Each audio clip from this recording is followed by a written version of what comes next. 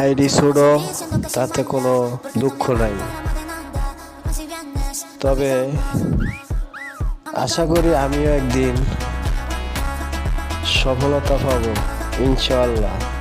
কিন্তু কিছু কিছু মানুষকে চিনে রাখবো, যারা আমার আইডি দেখেও ফলো করে নাই এবং কমেন্ট করে নাই। তবে একদিন আমিও বড় হব ইনশাআল্লাহ। এই কথাগুলা নিশ্চয়ই মনে থাকবে।